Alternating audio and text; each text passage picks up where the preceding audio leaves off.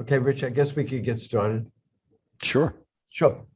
So my name is John Cameron. I'm the chairman of Long Island Regional Planning Council. I'd like to welcome you all to our inaugural meeting of 2022, the February meeting. And if I may, we start our meeting with the Pledge of Allegiance. And if you will, direct your attention to Michael White. Michael White has a flag there. So I would ask you all, as we do at each meeting, to remember in your thoughts and prayers all the members, men and women of our armed services who put themselves in harm's way each and every day so that we can all enjoy the fruits that we do and the quality of life here in United States of America. So if I may, Jeff Guillo, would you like to lead us? Pledge allegiance to the flag Of the United States of America and to the and to the republic republic for which it stands, one nation, nation, under under God, God, indivisible, with with liberty liberty and and justice for all. for all. Okay, thank you, Jeff. Thank you, Michael. Thank you, Michael. Okay, welcome. Rich, if you would do a roll call. Yes. John Cameron, Present. Michael White, Present. Jeff Kraut, Present. Supervisor Don Clavin, Present. Elizabeth Custodio, Present. Mayor Barbara Dono, Present. Nancy Engelhardt, Present. Jeff Guillo, Present. Mayor Robert Kennedy. Present. Okay. We have Supervisor Wareheim, I see, is joined also to Rich. Oh, Yes, that's good terrific. morning.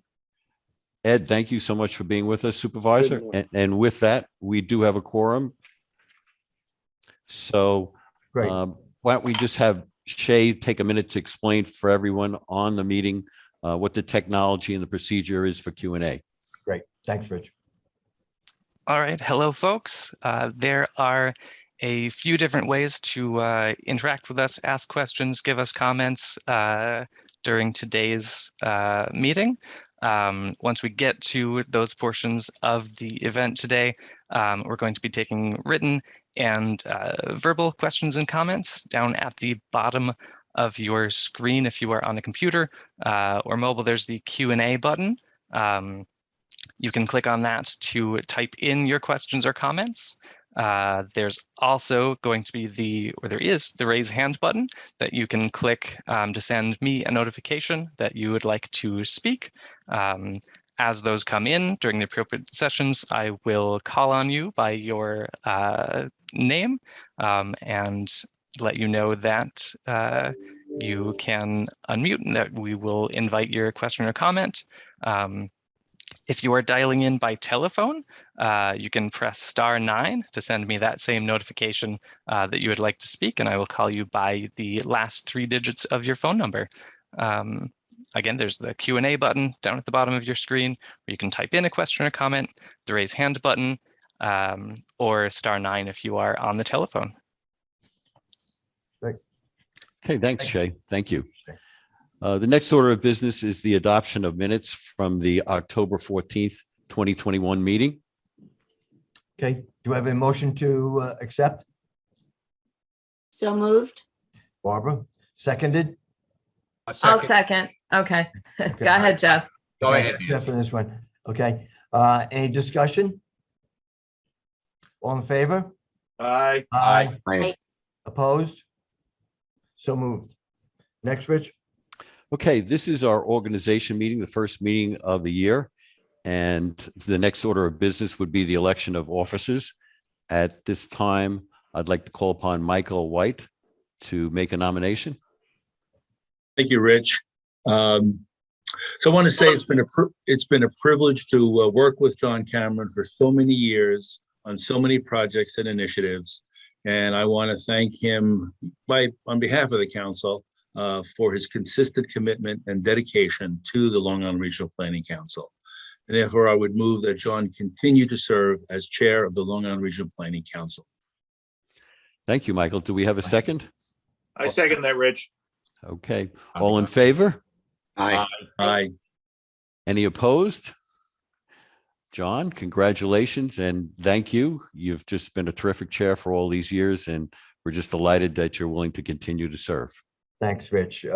Just to say personally, it really has been an honor and a privilege to work with such dedicated Long Islanders as my fellow members of the council, as well as such capable staff that we have here serving the council and serving Long Island. I look forward to continuing the important initiatives that we hope to foster to help to improve the lives of all Long Islanders. So I'd like to thank Rich, but thank you, Michael, and thank you all the members of the council. Thank you very much. Okay, the next order of business would be to nominate the offices of vice chairperson, secretary, and treasurer. Okay, I'd like to make the nomination, first of all, for vice chairman, for our second in command here for Michael White. Again, Michael, we've served together many, many years and has done an outstanding job. In a previous capacity, Michael was actually Rich's predecessor as the executive director. So Michael's been working with the council and working on the council for many, many years, helping to really move our important initiatives forward. So I'd like to nominate Michael White as the vice chair. Do I have a second? I'll second. Okay, Nancy. Okay, all in favor? Aye. Aye. Opposed? So moved. Michael, congratulations.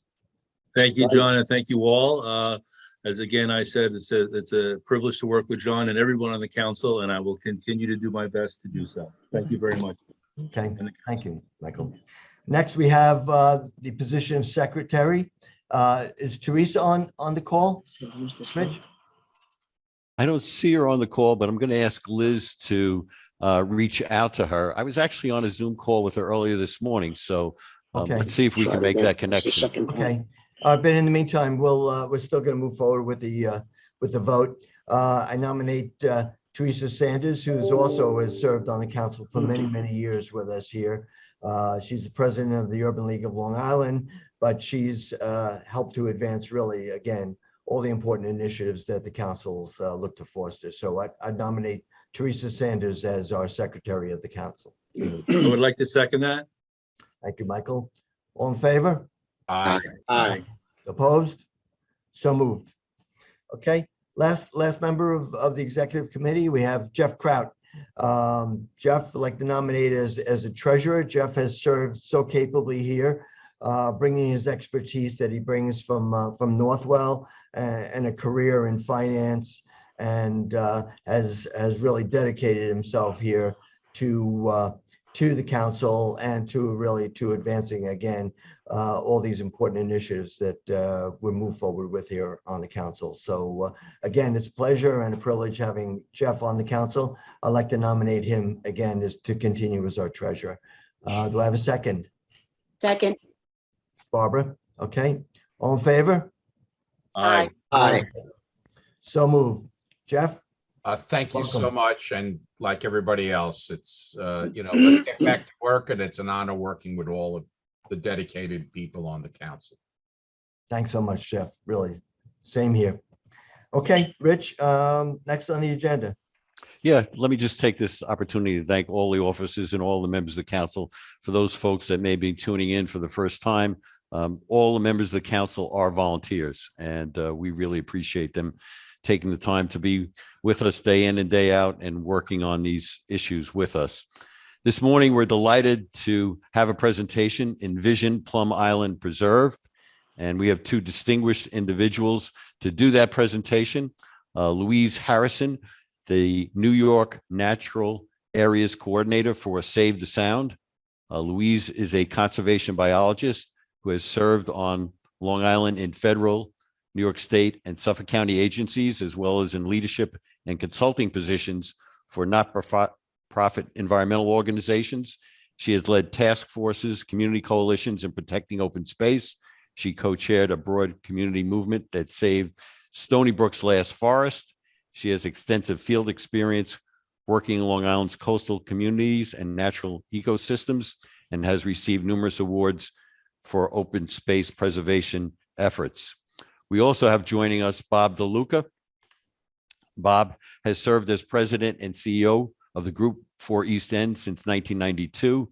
He holds a Bachelor of Science in Environmental Science from Fordham University and an MS in Environmental Science from the State University of New York College of Environmental Science and Forestry.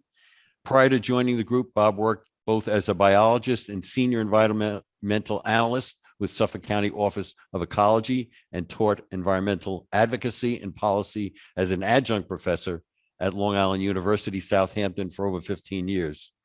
Bob began his career with the group in the mid-1980s as an environmental analyst. In this role, Bob developed the group's first environmental outings and community education programs. So we're just delighted to have these two distinguished individuals with us this morning, and excited about the presentation, Envision Plum Island Preserved. Agreed. Thank you, Rich. Welcome, Louise, and welcome, Bob. Thank you very much. Trying to share the screen. Okay, here we go. So it is a privilege to speak with you today. Thank you so much for the nice welcome.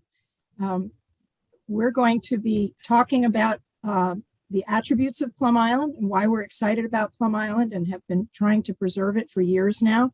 I'm going to tell you a little bit about the campaign to preserve Plum Island and where we are today.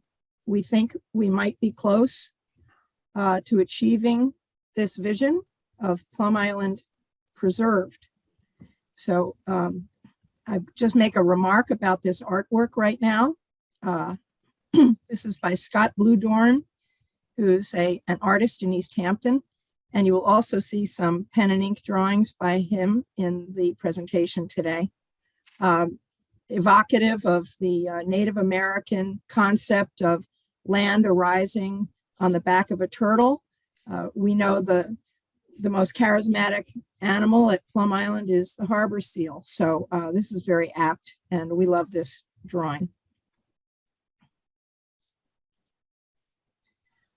One of the reasons Save the Sound got involved in Plum Island, if not the primary reason, is its remarkable ecological communities. And I'm going to show you some of them today. You may have heard that there's an arm of New York State called the New York Natural Heritage Program that has some of the top natural scientists in the state. And they were able to go on Plum Island in 2015 and do an inventory of the natural communities there. Their report came out the next year, and it is available online on their website.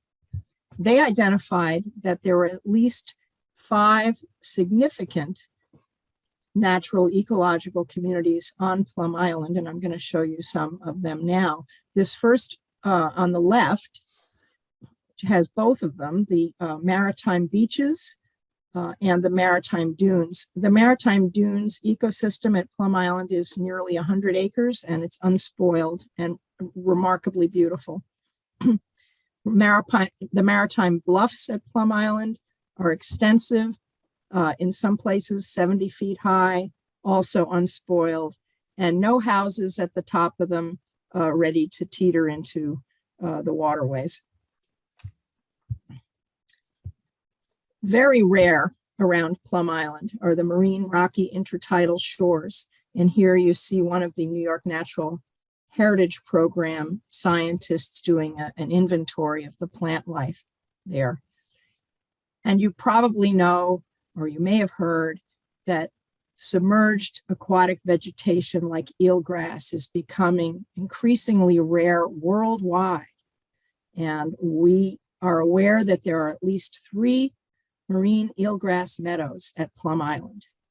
They're rare and they're really important for all kinds of marine life like shellfish, crabs, seahorses, as well as sea turtles. In addition to those outstanding examples of ecological communities found only on Plum Island in our area, not that you don't find them other places, but in that condition, it's very rare on Long Island to see them. So Plum Island's sort of the exemplary areas for those. Is an amazing freshwater wetland on the island. It's 97 acres in size. It's quite beautiful. It's quite unusual. Seen from the air, it has these stripes of land across it, that we think were ancient dunes. We're not quite positive. There are stumps of a rare tree called the Atlantic white cedar that are still evident in and around this wetland that perhaps could be restored someday. But in your mind's eye, I'm going to ask you to think about an island off the east coast of Long Island, a mile and a half out off the North Fork, surrounded by salt water. The west end has Plum Gut, a turbulent waterway, but here is fresh water. And imagine how important that is for animals and birds to be able to land on Plum Island or be on Plum Island and get fresh water when they're surrounded by salt water. So this is an amazing resource in and of itself. Now, under the water around Plum Island, also an amazing array of organisms, and we're learning more and more about them. Many people are familiar with islands as coming out of the sea and don't often think about the fact that islands are also under the sea. And the immediate areas around Plum Island are teeming with amazing organisms. The New York Natural Heritage Program, with support from Save the Sound's donors, have sent divers there in 2019 and just last summer. And we have a report coming out on that, talking about this amazing biodiversity on March 31st at 7. It'll be a webinar you can attend, and we encourage you to, and we'll be sending out information about that. I think you'll be as astounded as we have been learning about it. Another amazing fact about the life on Plum Island, again, I'm going to ask you to use your imaginations now and think about a map of North America. Think about it extending all the way up through Canada and Alaska, all the way to the Arctic, and think of all the different kinds of habitats represented in North America, north of Mexico, and how many bird species probably are in those habitats. A quarter of all of those bird species found in North America, north of Mexico, have been sighted on the 822 acres of Plum Island. If that's not the most remarkable fact, this tiny island, teeming with biological diversity, has been attracting a quarter of all the birds in North America. They don't all stop there. They may fly over, but they've been sighted there. And as I said before, the most charismatic animal at Plum Island are the seals. These are harbor seals, but it also attracts the gray seal. The harbor seals are most plentiful, and they haul out on the rocks. It's called a haul out area. They haul out to rest and warm up in the winter in large numbers. It's the largest seal haul out area in New York and one of the largest in southern New England. And on a winter's day, probably just about now, you may go there nearby by boat, and you may see hundreds of them hauled out on the rocks. Why are they there? They are undisturbed. They're very skittish around people, and they require that kind of isolation.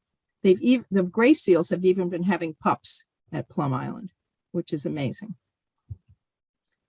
But of course, Plum Island has historical significance as well, and a maritime history to pay attention to. This lighthouse was built in 1869 and is on the National Register of Historic Places. It's the second lighthouse there. First one deteriorated after only a few decades. This one's been there for quite some time, no longer functioning. There's one on a scaffolding now that's more modern. But this one is so charming and has so much history associated with it. There's a movement to get it restored and rehabilitated, and we would hope that one day it would be open for visitation. Now you're seeing the west end of Plum Island looking back toward Orient Point, and you will see in the distance Orient Point and Plum Gut. That's where my cursor's going back and forth. This water tower is right near the Plum Island Animal Disease Center. And here, more in the foreground, is some of the remains of Fort Terry, which just last year was also put on the National Register of Historic Places. A number of the buildings have been taken down, but some still remain, and some are in good enough shape that they could be rehabilitated and used for other purposes. And we're excited to think about that as well. Now I'm going to turn this over to Bob to talk about why we got involved with wanting to preserve Plum Island. Great, thanks, Are you Louise. on, Bob? There you go. I'm here. Thank you very much. And also I want to thank the Regional Planning Council, not only for its giving us an invitation here, but really for the great work that you've been doing, especially on the nitrogen action plan, for Long Island, which is critically important any place you are on this island. And we really couldn't be doing much of what we're getting done without you. So thank you for that. Let me just start by saying, obviously, Louise got to pick the pictures because I got this picture and she got all the beautiful birds and seals. But anyway, from the policy wonk standpoint, what you see here is kind of a lot of people, have read a lot of novels about Plum Island and all the terrifying things that go on there. But most of the operations at that facility go on. This is Building 101. And inside this building are the administrative offices and the animal rooms and so forth. And much of the activity on the island, the research activity, has been consolidated to a fairly small portion of the site, which will become important when we talk about the future of the property. So as many of you know, this goes back to 2008 when the federal government, in its wisdom, decided that it no longer needed Plum Island and it was going to consolidate its agro and biodefense facilities in a new constructed laboratory in Manhattan, Kansas. And in a couple of lines in an appropriations bill in 2008, they decided to offload this by public auction, really to the highest bidder. That got clarified a little bit later on in 2012 by saying that their proceeds would essentially go to support the new facility in Manhattan, Kansas. And that, of course, got all of us in the conservation community and the planning community very concerned about what would happen here. So as you can see, Plum Island, this is the famous kind of pork chop picture of Plum Island there, looking from east toward the west at Orient Point. And just one look at this and you realize this is a resource that should be protected in the public interest if it doesn't have another public purpose. And the great irony here was that unlike many of the pieces of property that we try to protect, this piece of property was already in public ownership and it was then put up, by our government for sale to anybody who wanted to buy it. What was critical about that, in addition to losing it from the public domain, was that there was no zoning on this island. It had been a federal facility for over 100 years, and there was no local zoning in place. So we got to work, as did, I just want to point out that then Councilman, now Suffolk County Legislator Al Krupski, was a leader in this at the town level, and we all kind of rallied around to try to figure out what we could do to apply some zoning on this piece of property should it actually go into private hands. And it ended up looking something like this. So after a fair amount of examination of the island and what we thought could be sustained there and supported by legitimate zoning, we came up with and supported this idea of two basic districts. And if you see there to the right, or the kind of aquamarine color, that's known as the Plum Island Conservation District.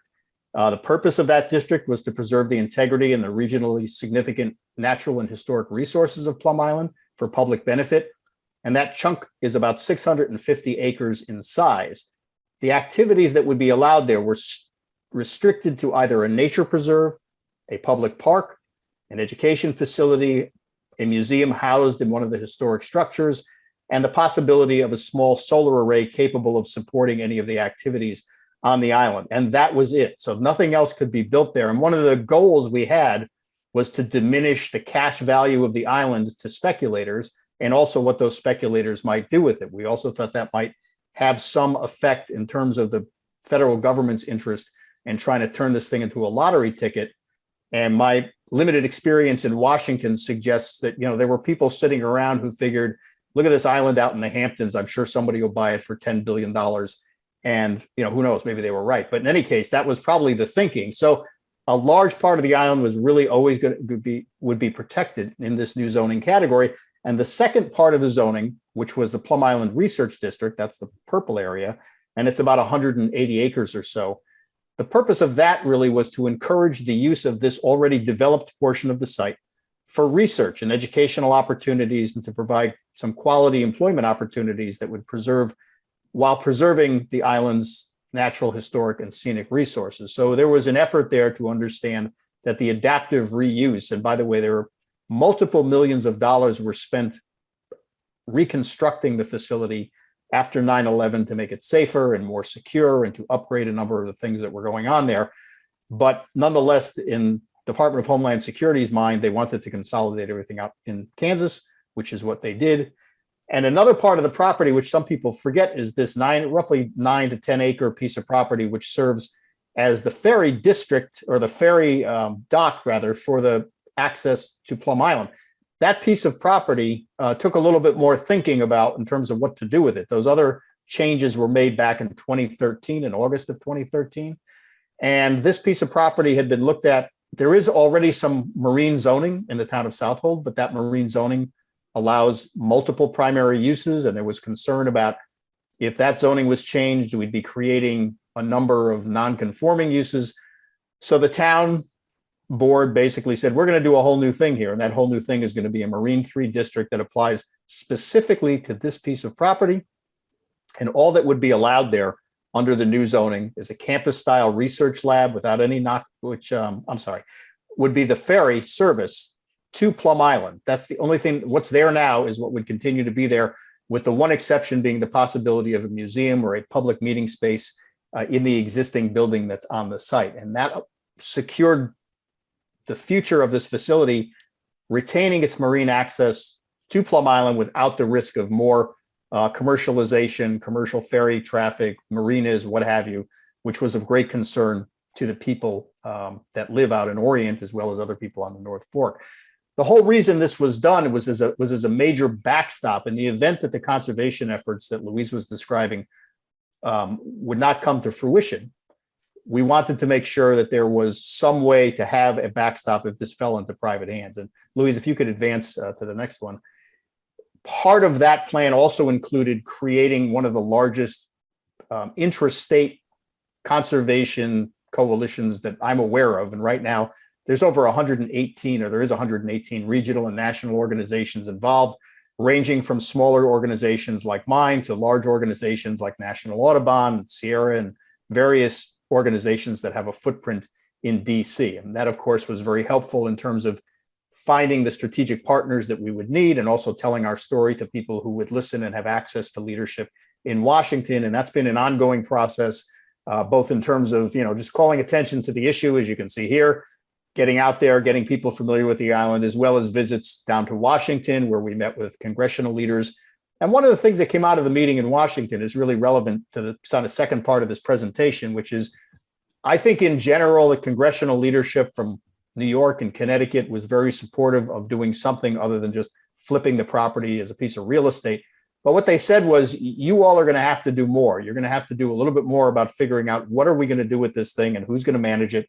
And if we preserve it, what's that actually going to look like, rather than just inheriting a piece of property which doesn't have a plan. And so that really is what kicked off the Envision process, which also tries to include as many of the stakeholders as we could find, including Indigenous people and members of business organizations, labor organizations, nonprofit, civic, really trying to tie everybody together in one unified strategy or plan for the future of Plum Island that we could hand off essentially to the federal government and state leadership and say, we care enough about this place, not just to tell you to do something about it, but here's what we want you to do. And those efforts have been supported across the East End by mayors and supervisors. We have towns weighing in, like the town of Brookhaven. And we have lots and lots of support all the way up at this point, the chain of command through the state, including an addition to the New York State Open Space Conservation Plan, which again serves as an important backstop should New York State need to play a larger role in all of this. Having this piece of property in the state conservation plan makes things incredibly less difficult in terms of securing preservation and funding and support. So that's kind of the lead into the various things that were going on as we started the process of trying to figure out how, if this area was conserved, it would be used, and what we would do in the event that it transferred to a private owner. And with that, I will turn it back to Louise to speak about the Envision process. Thank you, Bob. That was great background. So taking the cue from the people we met with in Washington, who were saying you need more than just zoning and you need more than this vague concept of research and conservation. The Nature Conservancy and Save the Sound got together and hired Marstel Day, which is a nationally known consulting firm that has been involved in turning federal properties into conservation areas. And we'd heard good things about them. We hired them to help us put together a process where we could create a vision for Plum Island that reflected a broad constituency. And so it was our job was to pull those people together. And we did. We reached out to all sectors and we had 3 formal workshops that really brought some questions that put us back to work where we had to do research to answer the questions. We heard from naturalists and scientists as well. And then historians and people with particular interest in cultural heritage. So after we held this between 2018 and 2019, and in 2020, we were able to come up with some results. And we mostly used the Plum Island zoning as the basis. We had the town of Southold heavily involved in this, of course, but they had already done quite a bit of research to support and back up their own zoning. So we used this as a basis of what our future vision would be. And here it is in a nutshell. You may see that there are these same 2 big districts, but we added a few more. And here's the concept. This area that was the research district, we've split into 3 zones. Here's the area of the laboratory where it exists today and most of the buildings and other facilities. And here's that wonderful freshwater wetland I showed you before and the dune system and the beaches down below. We considered this area to be very delicate ecologically and that it should visitation take place. It should be quite limited here and done by a tour, a docent, somebody who can take people to appropriate places where there won't be much damage done to the ecosystem with visitation. But also it would be open to researchers and their students who want to study the natural environment.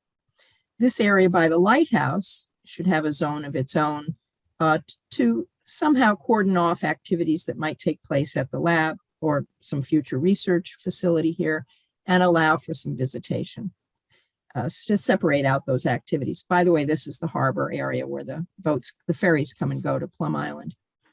This area on the east end, this skinny area, is also very delicate ecologically. However, it contains some artifacts of the old gun batteries that were associated with Fort Terry. And some people are really interested in military history.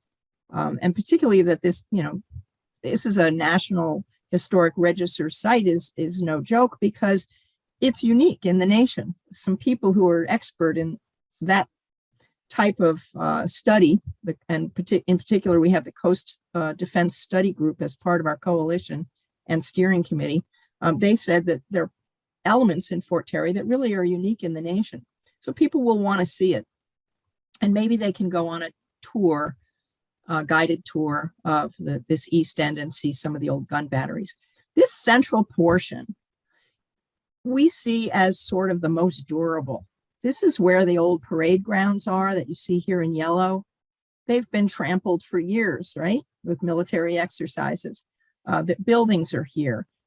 Some of the vegetated areas that are regrowing, they're in a little bit of rough shape. They need some love. We need some invasive species to come out. There's some work that has to be done here. But we do see this as an area where that could receive the most visitation. Here's the Plum Island ferry dock at Orient Point. And I think Bob may have mentioned, and if he didn't, I will, that the town's zoning allows for one of its buildings to be reused as a potential visitor center. We see that as a place where people might get a ferry ticket They might see some exhibits, maybe attend evening lectures and learn about Plum Island, even if they're not going there that particular day. The full report on our vision is here in this document, which you can get at the website shown here, preserveplumisland.org. And you can turn the pages right by clicking through it on the site. It's 72 pages. It's a long thing to read. And it has some good illustrations, but you might want a pictorial synopsis of the vision.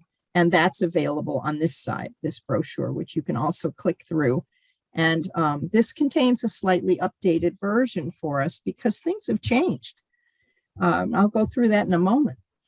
But we are all advocating now. The Preserve Plum Island Coalition is advocating for Plum Island Preserve because it can preserve ecological elements, our nation's history, and help us to discover and celebrate our cultural heritage.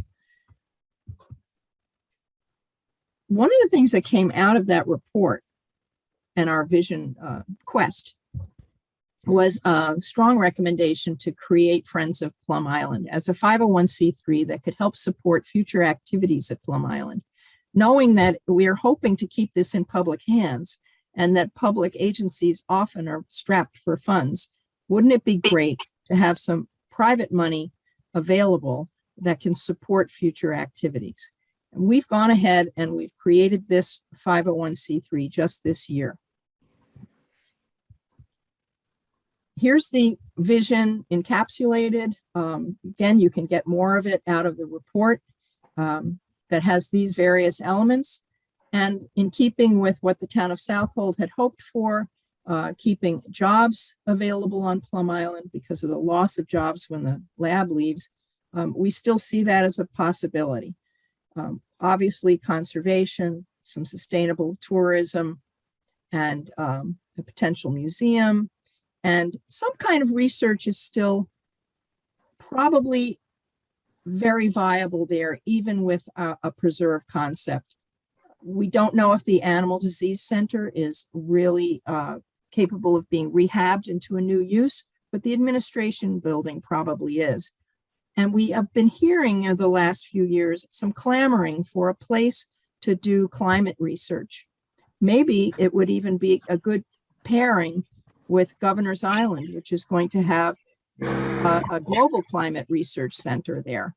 And we know that Stony Brook University is a finalist to run that facility. Wouldn't that be great to have Plum Island on the East End available to do field research for climate? Or mariculture, aquaculture, marine studies, estuarine studies, or even renewable energy studies, as long as we don't have any turbines on the island because of course, the great concerns about the sensitivity of its ecological resources. We have been presenting our concepts all around. We have the support of all of these individuals. Of course, our senators from both states, Connecticut and New York, and our congresspeople. And they've all come out in favor of Plum Island and helped us reach that repeal of that legislation that was so troublesome. Our report, when we went through the visioning process, we knew we could never reach our vision unless we were able to repeal that problem legislation that had put Plum Island on the auction block, where it could be sold to the highest bidder, which would always be a private party. We knew that government could never offer more than fair market value. So we were very concerned about the results of that being on the auction block and never being able to achieve our vision. And yet, because of the support of our congressional champions, we were able to get Plum Island off the auction block in December of 2020. And this was a thrilling event for us. Now we're in a new phase. So since December 2020, we realized that there's going to be a new process and there's a new way of doing things in town. And that's got a kind of a complicated name, but it's called the Federal Disposition Process, and it's in code, and they have to follow certain rules of how to do it. This is what happens when the federal government has a piece of property they don't want anymore. They have to develop a report of excess, which needs some end quotes over here.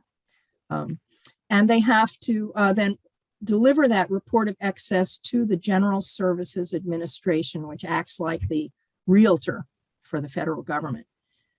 The GSA will offer Plum Island around to other federal agencies. They'll have 30 days, not long, to indicate some kind of interest in order to stop the clock. If nobody shows any interest in 30 days, it will be offered to New York State. If New York State doesn't show interest in 30 days, it gets offered to the county, and so on down the line until, if nobody shows any interest in Plum Island, it will go back on the auction block. We obviously don't want that to happen. And so we are trying to engage federal agencies right now to talk about our goal for Plum Island and to try to ask for them to look out for this report of excess coming their way, show some interest. They don't have to agree immediately that, oh, I'll buy it, but they have to be able to effectively stop the clock so that we can begin to work together to bring our vision into reality. And it's coinciding with this process of cleaning up Plum Island of contamination. So you know that they've been doing work with highly contagious diseases over the years, and they have some buildings to clean up before they leave. So the Department of Homeland Security has been working with the New York State Department of Environmental Conservation to develop a plan for cleaning up the island. And Homeland Security is responsible for making sure this happens. This is going to be happening no matter what. The federal government is responsible for cleaning up Plum Island. They will be held responsible in perpetuity for cleaning up Plum Island. But we know that some agencies might be a little concerned about how that's going to proceed and how quickly, if they want to raise their hand and show some interest in Plum Island. So we have these two processes happening at the same time. The good news is that there aren't that many areas left to clean up. So it may take them a while to perform their due diligence, but it's less than, I think, a total of 25 acres, including these colored polygons you see here, which are areas that they call waste management areas. This is the old Lab 257 where the early research was conducted before they built the current Plum Island Animal Disease Center. These three buildings need to be cleaned up as well. And they have a schedule for it. Now the DEC and Homeland Security have to agree on the process and move that forward. We're actually we're very fortunate that the state is overseeing this, because New York State has more stringent rules than the federal government on the cleanups. So we're going to get a good product. So I don't know if you've heard of this, but just in the last couple of weeks, some letters have gone out from Homeland Security to various parties. The Suffolk County Legislature got a letter. Some individuals who were involved in the early part of the sale of Plum Island, where they responded to the draft environmental impact statement, have been getting letters. And they're saying, do you want to participate in an environmental assessment that we're going to do on the cleanup? And people have until March 11th to respond. So one thing that the Regional Planning Council might be interested in doing is contacting Homeland Security and saying, yes, we want to be part of the process and we have something to say about it. We'd like to be part of the environmental assessment and identify what we think some of the issues would be. I will point out that this is no longer like an EIS for the sale of the island, which is what a lot of us were looking at previously. In this case, they're narrowing the focus and they're saying, we're just going to do the environmental assessment on our decommissioning and our departure from Plum Island. So we're just going to be looking at what they call the facility. So they've defined the facility as the buildings and the waste management areas. So that's their narrow focus. They also know that they have to comply with the National Historic Preservation Act, which will be carried out by our state SHPO office. And so they're going to be looking at historic buildings as well. Meantime, we're concerned about that federal disposition process that's going to be underway very soon. We know that a draft report of excess was given to the GSA about 3 weeks ago. They have to determine if it's ready to be sent out to the agencies, and we don't think they're going to do it until mid-March. But once they do, that clock starts ticking again. So we've been in touch, and we are with the Department of Interior and the White House Council on Environmental Quality. We're hoping for Plum Island to be declared a national monument. And that's something that can happen through the Antiquities Act. That's something a president can do. And that's one of the agencies, perhaps in the Department of Interior, would then own the island and be involved in its management. So this is what we're looking for. We think that we can support this desire of ours, our quest, with the offer of this private funding. And one of the things that's really changed since we put the Envision Plum Island report out almost 2 years ago now, a year and a half ago, is that a private donor has shown up, someone who's willing to give tens of millions to make available that could be for management of the island, programs, security, stewardship.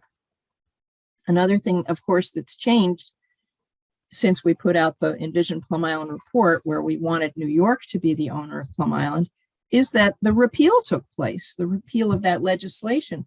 So now we do have that federal disposition process about to be underway, and federal agencies are first up to look at owning Plum Island. We think that the way to handle it would be have the president declare a national monument and have one of those agencies in Department of Interior own the island. This is what we're shooting for. We would think that New York State would be a great partner in helping to manage the plant life, the near shore areas. Those are all state waters around the island. And of course, some of the endangered species can be taken care of locally. And, you know, there are nearby state resources like Orient Beach State Park. So this would be a good partnership. And so we're not excluding New York State, but we're being realistic and realizing that the federal government gets first pick here. Very happy to have received a copy of a letter that was sent out January 31st. So this is all news, where our two commissioners of the DEC and Parks wrote to the Department of Interior, Secretary Deb Haaland, and the Secretary of the Homeland Security, and said, you know, we stand by. We'd like to help you. Let's work in partnership. And but they were very clear that they wanted this to be federally owned. Now, these three people are key. The upper left is Brenda Mallory. She is the new chairman or chairwoman of the White House Council on Environmental Quality. In the middle, of course, is Deb Haaland, our new Secretary of Interior. And we all know our new governor. So what we're asking is, or if you're interested, is for the Long Island Regional Planning Council to write a letter to Governor Hochul supporting the concept of a national monument at Plum Island. We believe that no president would be willing to declare a national monument unless the governor of the state that area was in favor of it.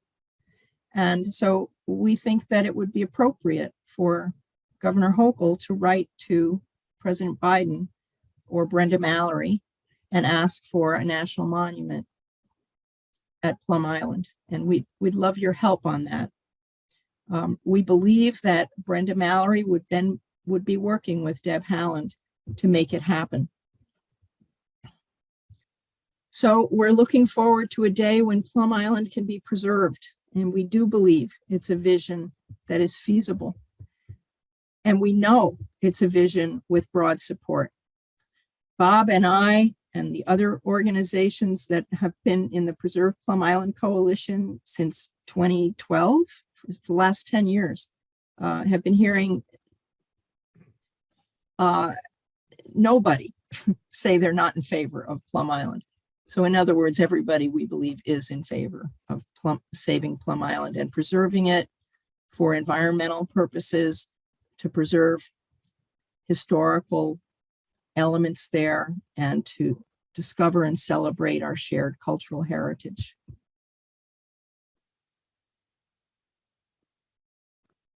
You can get more information from preserveplumisland.org.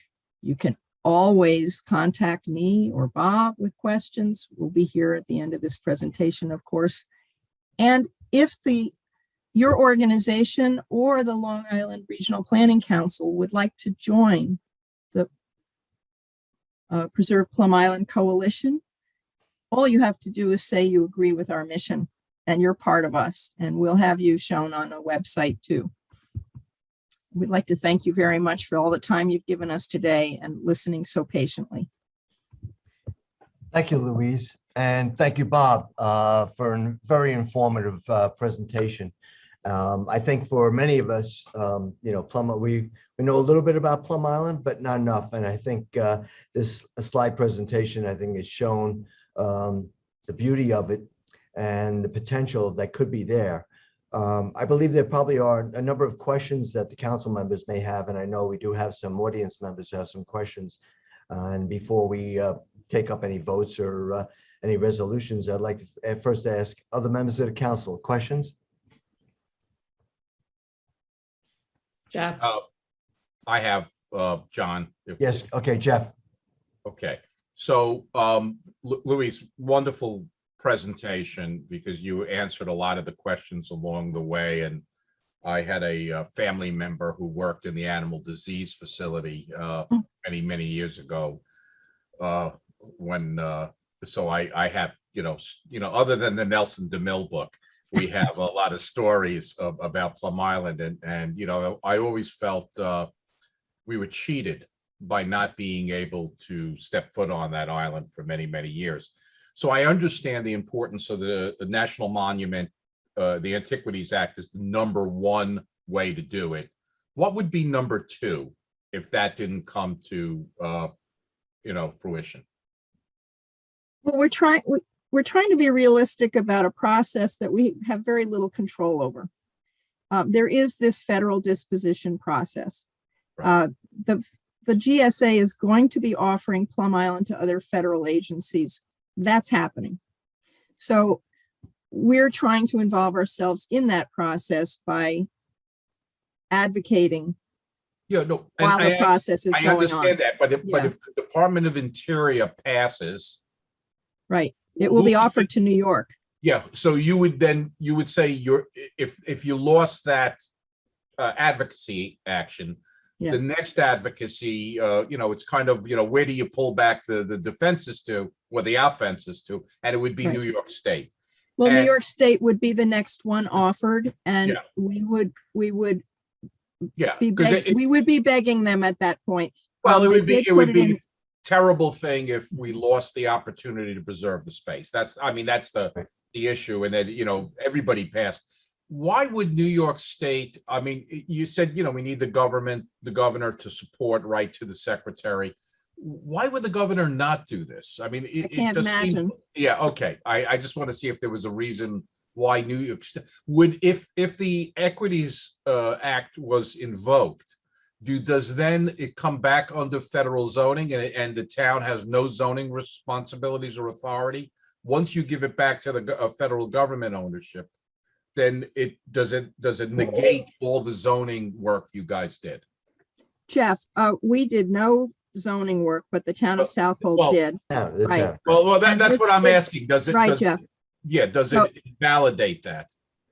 The town participated heavily in Envision Plum Island, and we were careful to make sure that the town's vision was part of our vision, so that if we get our vision realized, it will fit with what the town wants within its jurisdictional boundaries, even if they have no control over it. Okay, so even if it stays in federal hands, they'll be getting what they wanted.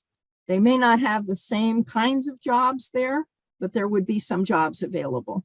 Okay. And they are interested in conservation there. That's what the town wants. Bob and I presented this, a very similar, if almost exactly the same presentation on Tuesday this week to the town of Southold. And they said they'll be writing the letter. So Right. they're in favor of this. New York, like anyone, wants to make sure that Plum Island's contamination is cleaned up. And we have faith that it's going to happen. It looks like the planning has been going very well with that. And it appears from all we can tell that it will be completed in 2028. But that doesn't mean, the process is I got going it. forward now. No, no, but you've answered my question. Thank you. John, I'll give it back to you. Okay, thanks, Jeff. I believe Nancy had a question. I actually didn't, but I will take the opportunity Okay. to just ditto the fact that this was so concise and informative. And I'm disappointed in my own, being a stakeholder of the region, that I knew so little about the momentum of this project. So while you were speaking, I was already also on the website, and the list of supporting organizations and people is fabulous. And I would like to not only, of course, as part of the Long Island Regional Planning Council, support this, but think about ways in our circles of influence where we could educate so many more people about the tremendous opportunity we have to preserve it and to create a monument. So you've given me, a lot of inspiration to get more of an audience. I also went on and disappointed that we don't have more people in the audience. So I will be committed to working with John and Rich and in the council to figure out ways that not only we can support this, but how we can educate more and get a larger, even more support for this project. Thank you both very much. Thank you, Nancy. Michael, some Thank you, comments? Nancy. Yeah, so I just want to confirm, you were saying that they felt that the cleanup would be done by 2028? That's the plan that we knew of as of last May. Yeah. I don't know if they have a written agreement yet between the DEC and the Department of Homeland Security, but I do know that they're working on that because they have to have it in place to complete their environmental assessment. So there's a lot of things happening at once, some in parallel and some dependent on one another. But that's what we understand. So the environmental impact statement will effectively remain open until they complete the cleanup? This is under NEPA. They're calling it an Yeah. environmental assessment. They are also looking at, as I said, in a very narrow way. I think they want it to be done very soon. They were talking about it being completed by the end of the summer. So they won't have the cleanup done by the end of the summer, we don't think, but they want that environmental assessment completed. I'm not So sure, just- then then they also have to do an environmental assessment for the transfer of the island. Right. So that's a separate item that's going to Okay. come down the road. So one more question. If none of the federal entities want to take this on, and I mean, if you don't hit the first step, which is the Antiquities Act and making it a monument, to my understanding that it could then fall to another federal agency or some entity within the Department of Interior. But if they don't take it, the next option would be like a New York State. If it gets to that point, is there money involved, or how would they appraise that? Would the state have to pay for it? Thank you, Michael. That's a really good question. So if it gets transferred from Homeland Security to another federal agency, Congress will have to appropriate some funds to make a national monument happen. And there'll have to be resources for the management of the island. And we also have this donor whose gifts will be contingent on a conservation outcome for Plum Island. So that's why we're really pushing for that, in particular with the Department of Interior, because that's what she wants. And she'd like to see this settled pretty quickly. She's not interested in buying the island, and it's not for sale to a private individual anymore, but her funding can go to the Friends of Plum Island, and that can be a long time support to a federal or state agency. If no federal agency takes Plum Island, there are opportunities. Oh, I left one thing out. If it were transferred under the Migratory Bird Act, it could be transferred without a cost to a federal agency, is our understanding. If it were transferred to New York, there is a mechanism that we learned about through Marstel Day and our Envision process, where Plum Island could be transferred to the state of New York at no cost or at very little cost, just like Governor's Island was transferred for $1. That's under something called a public benefit conveyance. And New York would have to say that they were interested in permanent conservation for that to happen, or some other permanent public benefit in that realm, like a park. Mm-hmm. Mm-hmm.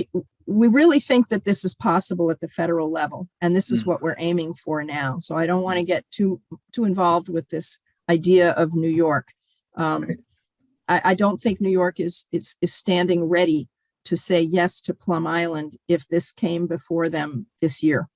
So I think that's a more of a remote possibility than if a federal agency with our advocacy and your advocacy could help it to come true on the federal level. It's already in the federal hands.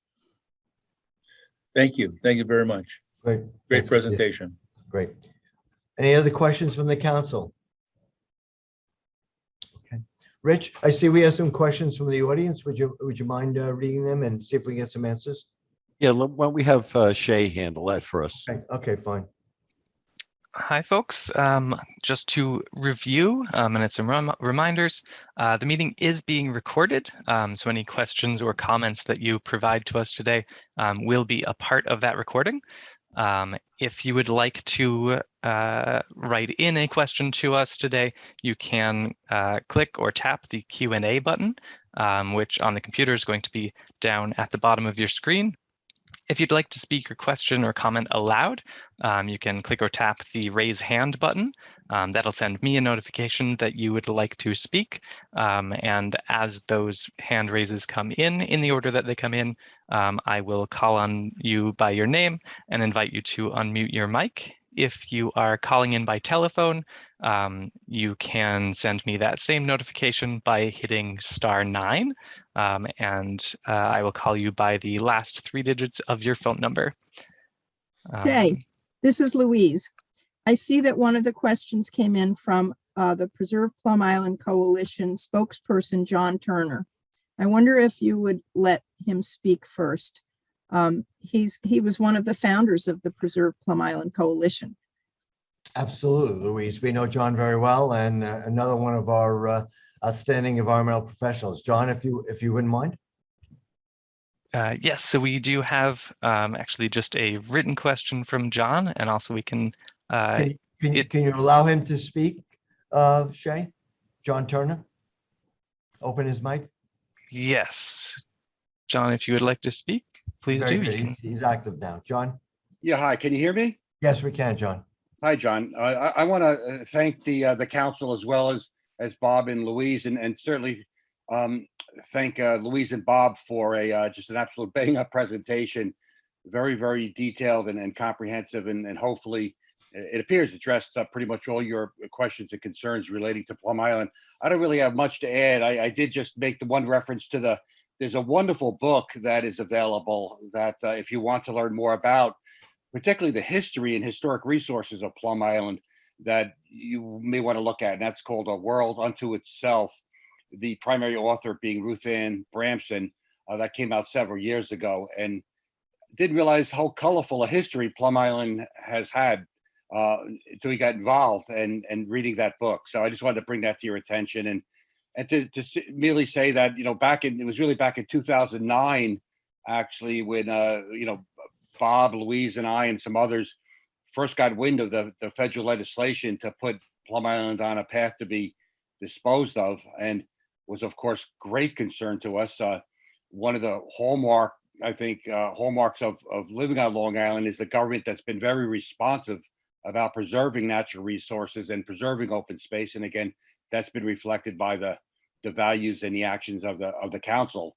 And so we were, quite alarmed. And since that point, you can see the work that we've undertaken over the past decade that we hope will result in some success in the near future. So I just want to echo what Louise said. If it would be delightful and wonderful and helpful if the regional planning council was to weigh in to whatever degree you think appropriate, but to express your support to the powers that be, that you would like to see Plum Island preserved in perpetuity for the benefit of Long Islanders. Great, John. Thanks so much. Thank you, John. You're welcome. Shay, you want to read the next question? Absolutely. Thank you very much, John. We have a few written questions here. Folks from ABGL have asked, historically, PI has been used for BSL-3 studies. It's been the center of the cause of Lyme disease, the eradication of the once vibrant duck industry and shellfish. What is the anticipated cost for the remediation of PI? And has the soil and subterranean been tested for contaminants? We understand that the price of leaving Plum Island, which includes the cleanup, is around 150 million. We don't know if more costs, the need for additional funding will be there as they continue. The areas where the waste management sites have been tested. There are one or two of them that require additional monitoring, groundwater monitoring, as the cleanup continues. We have been in touch with the DEC on and off over the years, and as I mentioned earlier, the latest information we have that I showed on the screen was from May of 2021. I don't have anything additional to that, but we know that the state has their eye on the ball and wants a complete cleanup at Plum Island. So again, we're glad that the DEC on the state level is handling this, because the EPA's standards are not as strict as New York State's. So we're expecting a good result. Great. Thank you, Louise. Next, Shay. Thank you, Louise. We have maybe a question for the council. Where will the recording of the meeting be available for viewing? Rich? You're on mute, Rich.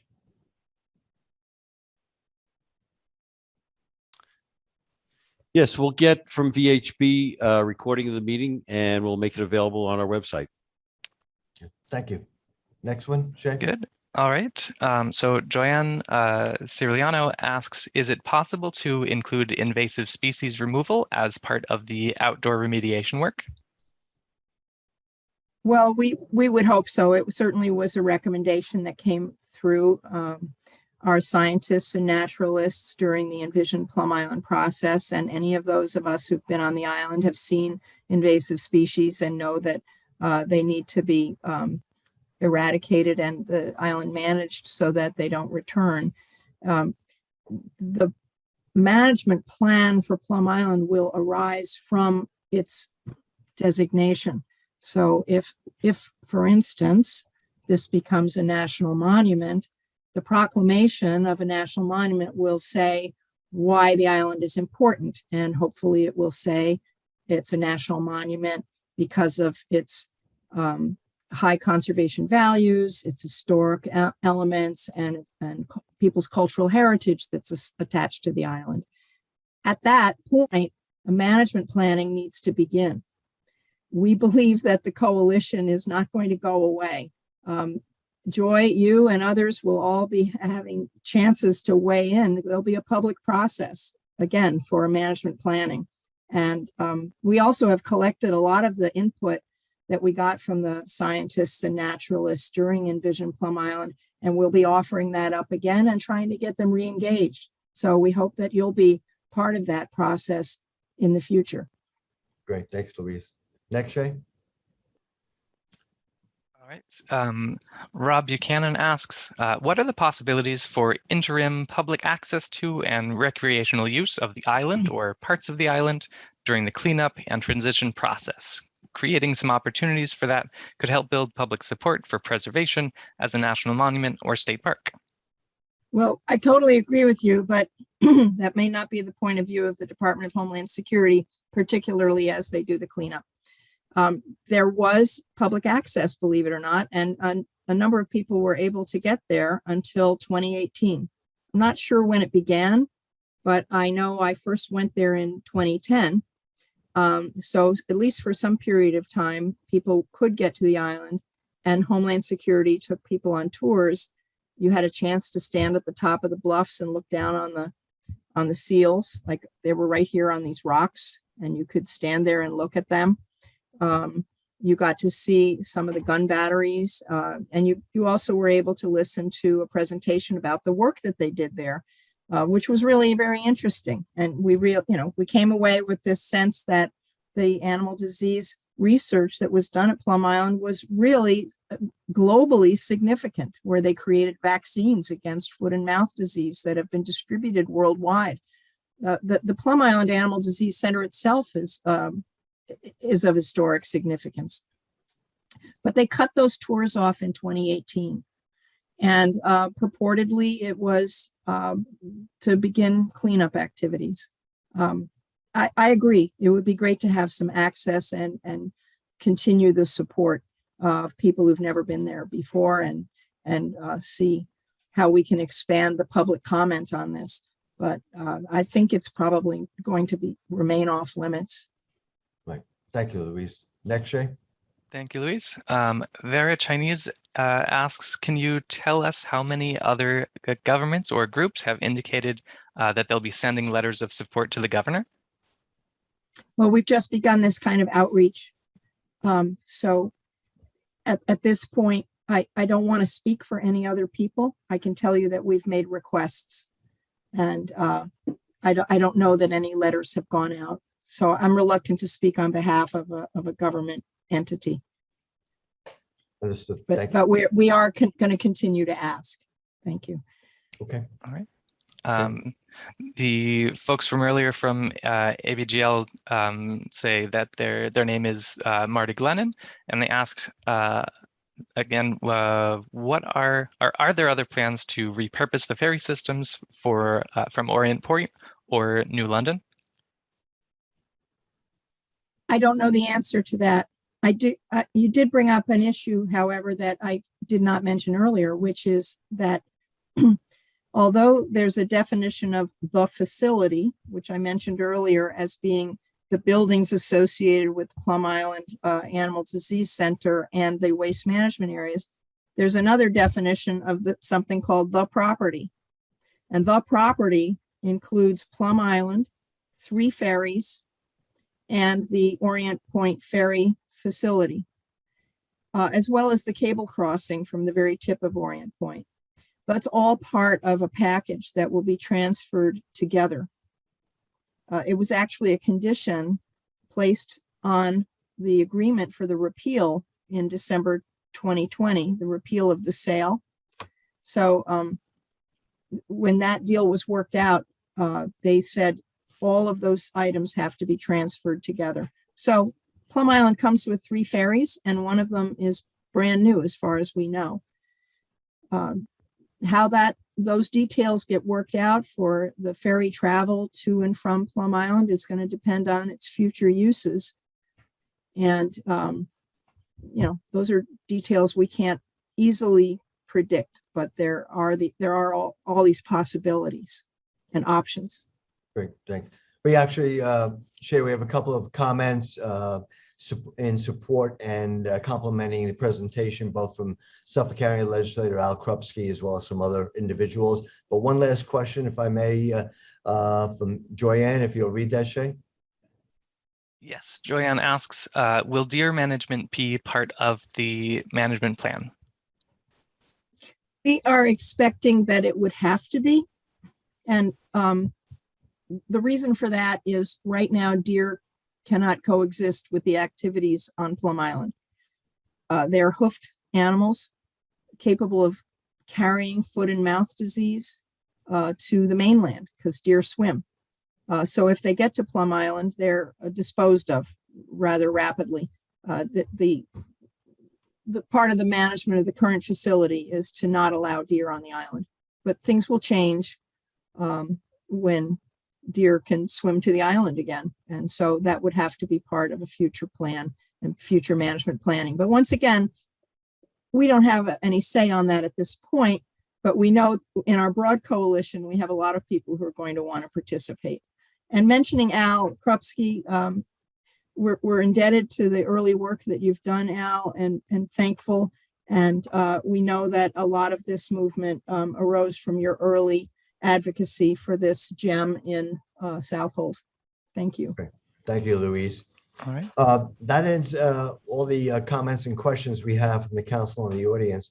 And the concept, the idea has been raised about a possible letter of support from the council for the initiatives undertaken here and for the preservation of Plum Island. Just having a sense of the council, I think I have a sense where we'd like to go. Do we have a motion from the council to in support of a letter from the council to support the initiatives for? I absolutely would make that motion. Great, thank you, I Jeff. second that motion. Seconded, Michael. Do I have Second any comments? John, I would maybe consult with Louise and Bob on the wording of it, but it seems to me we want to lead with support of the National Monument under the Antiquities Right. Act, Yeah, and that then sounds as good. backup, whatever they would suggest. That sounds good. And do I have any other questions or comments from the council? All in favor? Yes. Any opposed? Didn't think so. Thanks so much, Louise and Thank you. Bob. Thank you. For those who may be on the call who may not be familiar with Louise and Bob, 2 of our outstanding career environmental professionals who continue to do great work. And I think this initiative is really blessed to have those 2 people, as well as John Turner, Al Krupski, and others at the helm to lead this effort forward. So thanks so much, Louise and Bob. We really Thank appreciate you. it. Thank you very much. Thank you. Thank you. Support is so important. We really appreciate it. We look forward to it. Thank you. Thank you. Okay, Rich?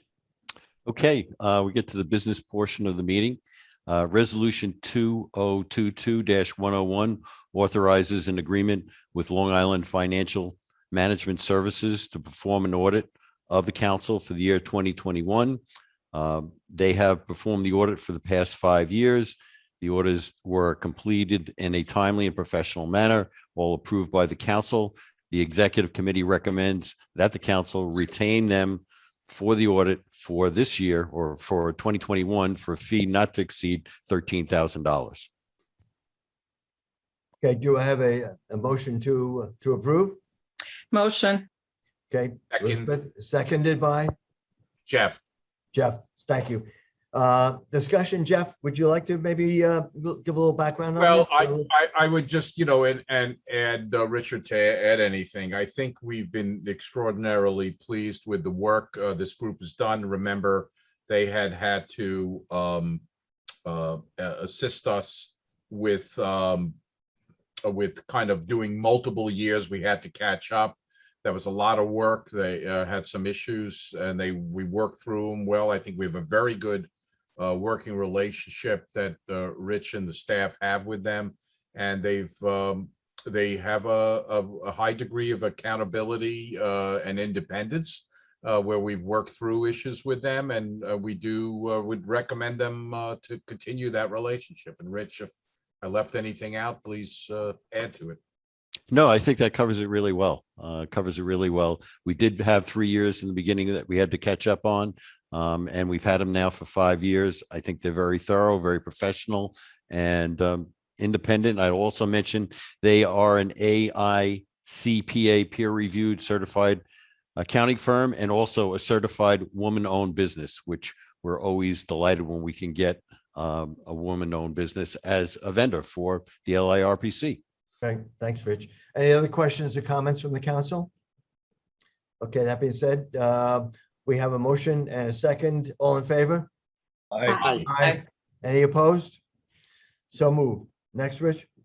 Okay, for the members of the council, our former accountant, Alan Gurian, has retired. So resolution 2022-102 authorizes an accounting consulting agreement with Strauss CPA PLLC for accounting services. Tammy Strauss is the CPA managing partner of Strauss CPA. Tammy has more than 25 years of experience in auditing, public accounting, and technical accounting consulting. She was a partner in Grassi & Partners for 9 years. She also worked at Ernst & Young, Marks Paneth, PricewaterhouseCoopers. She's a graduate of the University of Texas with a master's in professional accounting and also Cornell University undergraduate. Her proposal is for accounting services at the rate of $150 per hour, not to exceed $9,750. She was interviewed by myself, Liz, and Jeff as our treasurer. And Jeff, you may want to comment on her qualifications as well.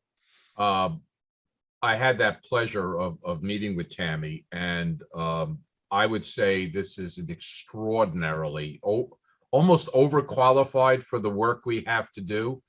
She, you've heard her background in these CPA firms. She is knowledgeable about both SEC and private accounting as well as public accounting clients, and I think for the value, for her experience and the money we're paying for that experience, I think this is a very high value opportunity for us to have Tammy work with us. Great, thank you, Jeff. Do I have a motion to approve? Am I able to make the motion? Yes, you may. Jeff, No, I will make it. thank you, Jeff. Seconded. Second. Oh, Jeff. Okay, Jeff Gio on that first. Okay, any other discussion, questions, comments? All in favor? Aye. Aye. Opposed? So moved. Okay, Rich? Yes, because the next item is resolution 2022-103, authorizing consulting agreement with Rachel Titus to serve as program coordinator for Nitrogen Smart Communities Initiative and the Long Island Water Quality Challenge. I'd like Liz just to give us a few words about both these programs and an update on where we are with the programs. Yeah, so the Nitrogen Smart Communities programs is currently in the planning stages, and it's going to be a voluntary program that encourages municipalities on Long Island to take action to reduce and prevent nitrogen pollution through a coordinated and community-specific plan of action. So some of the duties for the program coordinator position will be to educate and connect the municipalities with best management practices, provide support and technical assistance, and also really work with partners to identify information needs and to acquire, interpret, and disseminate data about the Nitrogen Smart Communities program. So that's one part of the position. And the second part would be to help expand the Long Island Water Quality STEAM Challenge, which is now in its third year. It's grown each year, and we'd like to expand that program. And the big part of this position will be to work with the schools to help the students and teachers understand the connection to lineup, and also to help develop curriculum for the teachers to educate students about the goals and objectives of lineup and just about nitrogen pollution on Long Island. So those are the two main programs. They're very critical to lineup, and that's the program coordinator will support those programs. So we advertised the position, and we had a selection committee made up of John Barbadano, Sue Van Patten from the New York State DEC, and myself. And Rachel was a unanimous choice after being interviewed and recommendation of the selection committee. Barbara, you may want to comment, since we appreciate you taking the time to be part of the interview. No, I actually enjoyed the interview. She's extremely well qualified, and she had some really good ideas. Actually, reading the resumes, she was a no-brainer as far as the resumes were concerned. So it's a pleasure to authorize that agreement with her. Great. Okay, Great. and the hourly rate there, just for everybody, is the consultant rate of $70 per hour. Okay, great. I fully agree. Do we have a motion to approve? I make that motion. Thank you, Barbara. Seconded? Second. Second. All in favor? Aye. Aye. Opposed? So moved. Rich? Okay, resolution 2022-104 authorizes a consulting agreement with Raftellus to continue implementation planning for the countywide wastewater management district. The council has previously funded 2 tasks with Raftellus. The council authorized a transfer of $500,000 to Suffolk County for Raftellus to do the countywide wastewater management district feasibility study and implementation plan report. The report was completed and released in May of 2020. Subsequently, the council authorized an agreement with Raftellus for consulting services to continue implementation planning, including drafting New York State enabling legislation for the district. The great news is that the governor has included the district in her budget for the 2022-23 executive budget year. So this will retain Raftellus for additional services. John has played a leadership role in enabling the district, getting it formulated and implemented. And so I'd ask him just to comment on where we are now and how we can move forward with this. Thank you, Rich. I think most people know that, an integral part of our programming that we've had really here for a number of years now has been a Long Island Nitrogen Action Plan. And frankly, when we started the plan, we looked at both counties. And again, if we're going to control nitrogen, in particular, major sources of nitrogen, in particular, the primary source of nitrogen being wastewater discharge, we need to have a management tool in effect so that government could, in essence, be able to control it. While many may not realize that in Nassau County, you're looking at, in essence, 85% of the county publicly sued, while in Suffolk County, only approximately 30% of the county is publicly sued. So we looked at this and we said, how is Suffolk County going to be able to manage its wastewater when it has no legal jurisdiction over it? So we, in discussions with the DEC and various environmental organizations and both Nassau and Suffolk counties, we all said Suffolk County needs to have control over its wastewater. So we put forth the idea in conjunction with the county and the DEC of a countywide wastewater management district. And it was actually what was called one of the early action items, one of the first ones we talked about, which actually one of the officials from DEC actually called it a no-brainer.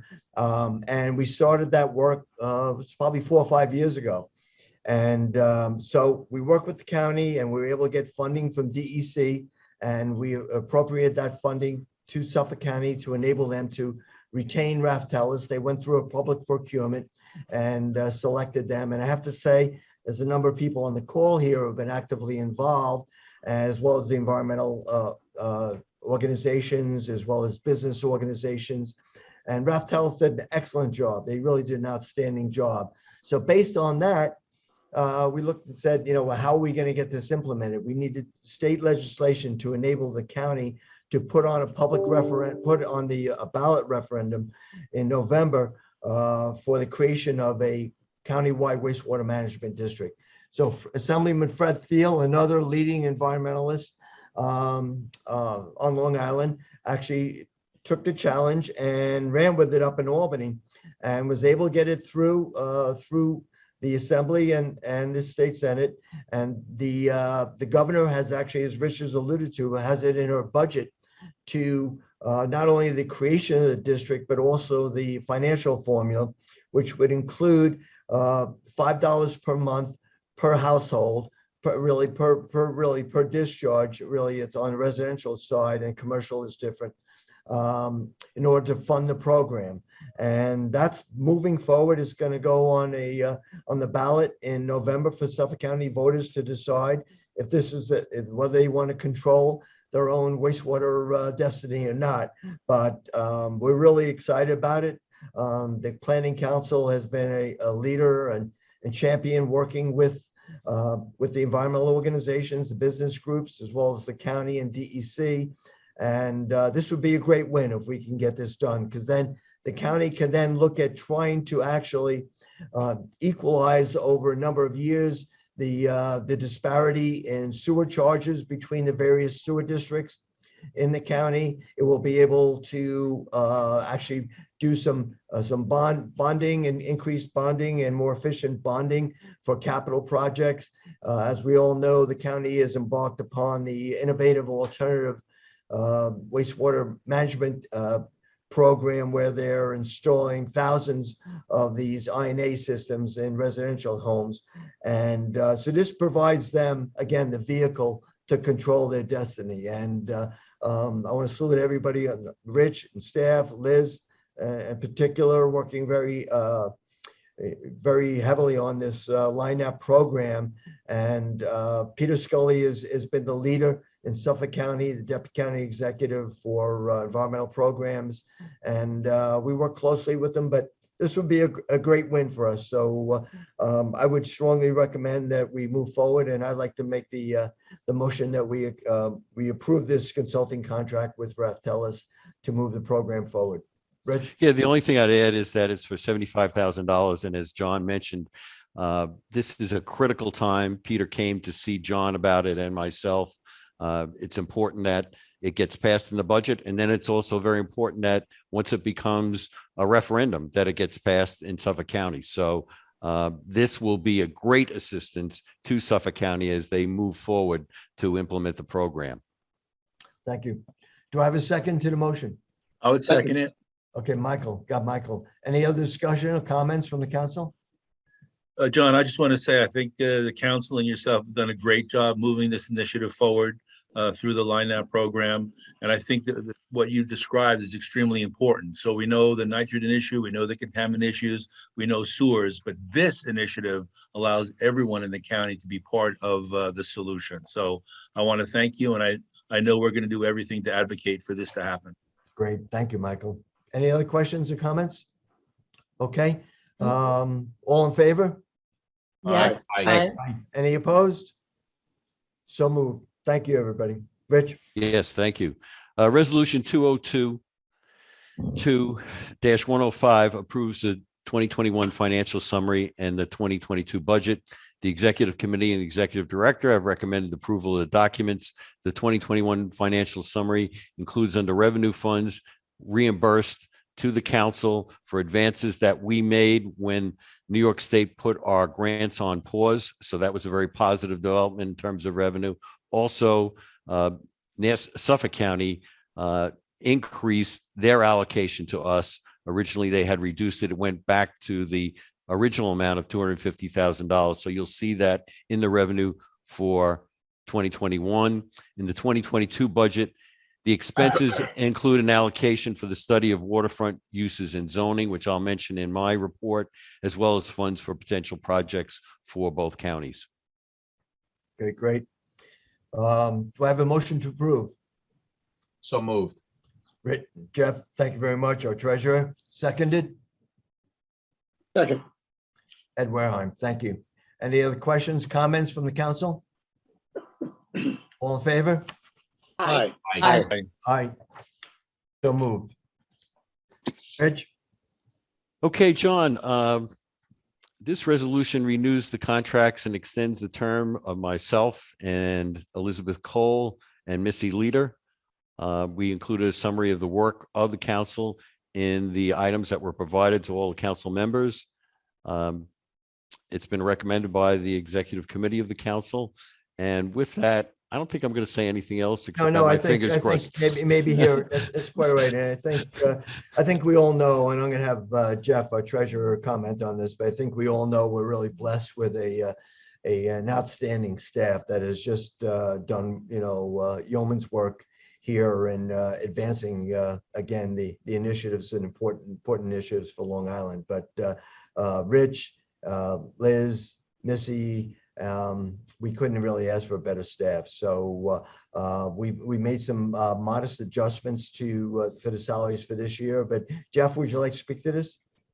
Yeah, I would just say that, we've been a pretty good steward of the limited resources we've been given, and a significant portion, obviously has to be for personnel expenses in order to do the work that we're doing. As John just said, we are very fortunate to have true professionals that have a breadth of experience that we get enormous value for what we're paying. So the executive committee did review the payment history, and as John said, we made a modest adjustment in the salaries and some of the benefits that we're paying, which by any standard in our community are on the lower end of the side. And we would recommend the council adopt the recommendations and as proposed in our budget. Thank you, Jeff. Do I motion to approve? Yes, I approve. Okay, Nancy, seconded. Second. Was that Barbara? To Barbara. Okay, any other comments, questions? All in favor? Aye. Opposed? So moved. Thank you. Okay, Rich? Thank you. Thank you all. Okay, thank you all, really, thank you. So Rich, I believe the next item is Your chairman's message report. So I just have some brief comments. I thought today's meeting was outstanding and an important one, which really, I think, frankly, most Long Islanders don't have enough information about, but particularly for the council, it's great to have a surprise. But I just like some few comments, as we all know all too well, these are challenging times globally, nationally, statewide, and regionally here on Long Island. These past few years have caused us all to adjust our personal and professional lives in ways we never would have anticipated. In many ways, it's caused us to reflect upon our life's priorities. For many, the need to modify them. We have all had to come to grips with how fleeting life can be with the loss of a family member, friend, or business associate. Hopefully, we use this challenging lesson as an opportunity to improve the quality of our own lives and also work to help others to do the same. We've just started a new year, 2022. Let's make this year the beginning of a new day where we see the similarities in each other rather than the differences, where we respect that others may have views other than ours, where some may be more or less financially secure, but most importantly, let us remember that peace and harmony is not possible without respect and civility. Together, we can work to address our problems and challenges. Apart is not possible. Long Island is a special place, but only if we work together to make it so. Thank you. Rich? Thank you, John. Well said. Very well said. A request for proposals for the study of Long Island waterfront uses and zoning was issued on January 24th with a return date of March 8th. The purpose of the study is to assemble an inventory of waterfront uses and marinas and commercial fishing on Long Island. The inventory will examine how each of the waterfront uses are currently zoned, land use patterns and regulations vary by the many municipal jurisdictions here on the island, and this study will create a central database of waterfront uses and their associated zoning classification. The project will include an analysis and survey of waterfront areas and land parcels that currently exist as active commercial, municipally owned marinas and commercial fishing facilities. We think that this will be an excellent tool for our policymakers as they look at these facilities. Certainly, everybody's aware that they're under a lot of development pressure. The facilities are great in terms of recreation and tourism, and there is no central database, and that's what we'll get out of this study. Next, I'd like to mention the STEAM Challenge, now in its third year. It's known as the Long Island Water Quality Challenge, empowers middle school and high school students to design projects that can reduce nitrogen on their school grounds. Letters of interest were due on January 31st, and this year 11 schools will be competing, including Jericho, Sewanaka, the Crescent School in Hempstead, Herrick's, Woodmere, Southside, Northport, Half Hollow Hills, and Lawrence Middle School in Uniondale. We'll have a panel of experts from DEC, the South Shore Estuary Reserve, Nassau County Soil and Water, Suffolk County Soil and Water, and the LIRPC, which will evaluate all the proposals. There will be an awards ceremony for the top projects, and the proposals are due back on March 21st. Finally, on the water quality monitoring program, it continues monthly. There's a collection of water samples in Hempstead Bay. The monitoring of atmospheric nitrogen deposition also continues uninterrupted. Additional funding has been released to extend the program for an additional year. The scope of work and the budget for the 2022-23 monitoring year is under review. And that completes my report, John. Thank you, Rich. Okay. Next topic we have is new business. Any other new business from the council? Any other, and I look here, just another comment on the Q&A from Patty Bourne complimenting the Plum Island presentation. So I think we all endorse that. Any other public comment? Any other questions at all? Council, any other issues? That being said, if not, do I have a motion to adjourn? Motion. Michael, seconded. Second. Jeff, all in favor? Aye. Aye. So move. Great meeting. Thanks, everybody. Stay well. Thank you, stay everybody. healthy. Thank you. everyone. See you Thank you. all. Bye. Take care.